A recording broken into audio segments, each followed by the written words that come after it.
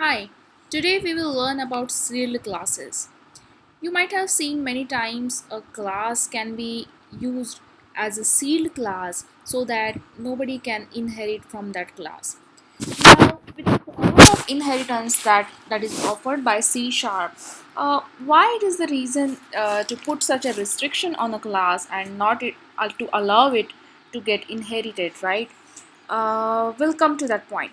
So now you can see an example that we have one class as a parent class and one class as a child class, but the parent class is marked with the keyword sealed. So if you try to inherit from such a class and if you try to compile the code, it will give you a compilation error saying that you cannot inherit from the sealed class.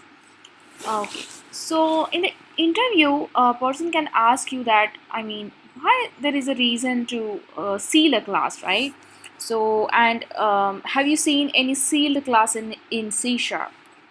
So you can tell that a string class, it is most widely used class by a developer, is actually a sealed class in C sharp. So if you go and try to create a subclass from a string class, it will not allow you. Now the question remains is why it is not allowed, right?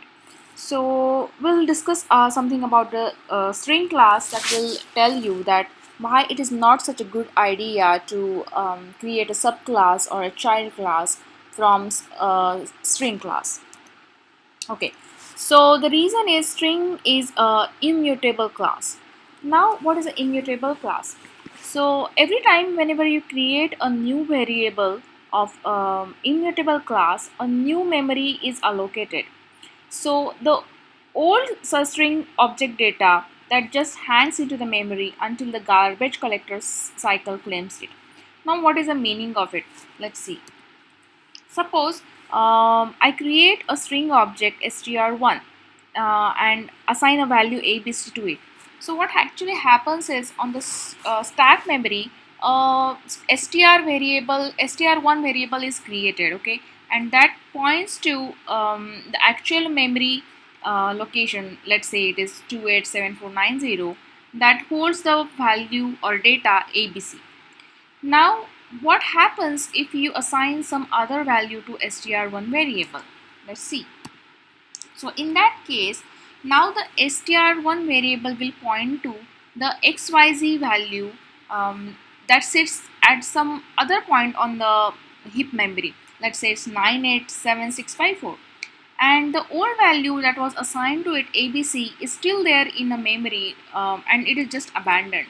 So suppose at 100 times you assign some different value to the string variable, 100 different memory locations will be occupied with some data, okay, and other 99 values will be just hanging in the memory without any use. So that's why we use string builder. That is some different point we'll see in other video, but the point is this is what is called that this is an immutable class. So now what happens if you try to inherit from string class? So there are many inbuilt library functions that are already written using string class, right? We make use of it. And now what happens if some developer comes and let's say inherits from the string class, creates his own or her own functions that might affect the actually predictable immutable behavior of string. So that might actually break code of the already written functions, standard C sharp libraries, and it may behavior in unpredictable way. So to protect that, the string class is actually sealed and nobody is allowed to inherit from it. I hope you understood by this example. Let me know if you have any doubts. See ya.